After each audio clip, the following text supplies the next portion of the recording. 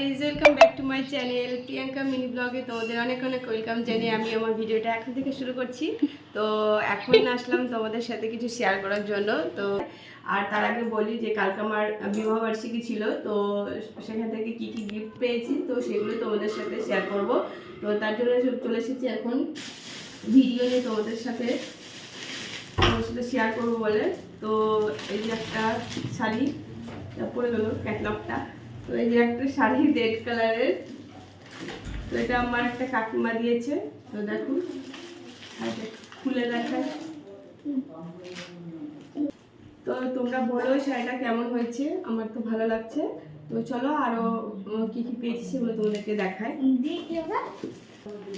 তো এই যে আর একটা শাড়ি, তো এই শাড়িটা আমাকে আমার মা দিয়েছে। তো দেখো এই শাড়িটা কেমন হয়েছে তোমরা অবশ্যই কমেন্টে বলো। তো চলো আর দেখো। আর এই যে এটা একটা টি শার্ট, তো এটা আমার মা দিয়েছে ওকে, মানে তোমাদের দাদা ভাইকে। তো ব্লু কালারের একটা প্যান্ট আর এই টি শার্টটা দিয়েছিল। তো প্যান্টটা দুপুরে পরেছিল, আর যে টি শার্টটা পরেছিল ওই প্যান্টের ওপরে, তো সেটা আমি দিয়েছিলাম ওকে। আমাদের বিবাহবার্ষিকীতে আমি ওকে গিফট করেছিলাম ওটা। আর এটা আর ওই ব্লু কালারের যে প্যান্টটা সেটা মা দিয়েছিল। তো এই যে আরো একটা শাড়ি, তো এই শাড়িটা কি শাড়ি বলছে ঠিক আমি জানি না, জামদানি টাইপের মতোই। তো এই শাড়িটা দিয়েছি আমাকে বাড়ি দিদি। তো এই শাড়িটা আমার খুব ভালো লাগছে। তোমাদের কেমন লাগছে তোমরা অবশ্যই আমাকে বলো।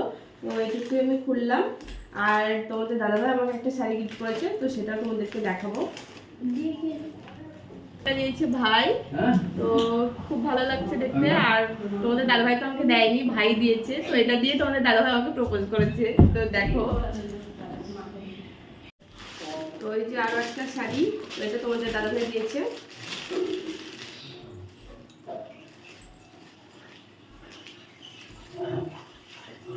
ওই শাড়িটা আমাকে কেমন লাগছে তোমরা অবশ্যই বলো। আর এটা আমার হাজবেন্ড দিয়েছি, তো তোমাদের দাদা ভাই। তো এটা আমার কাছে খুবই স্পেশাল, আমার তো খুবই ভালো লাগছে। তো বলো তোমরা কেমন হয়েছে শাড়িটা। হ্যালো গাইস, তো এখন যাচ্ছি আমরা ঘুরতে সুভাষদ্বীপ পার্কে। ওটো যাবো।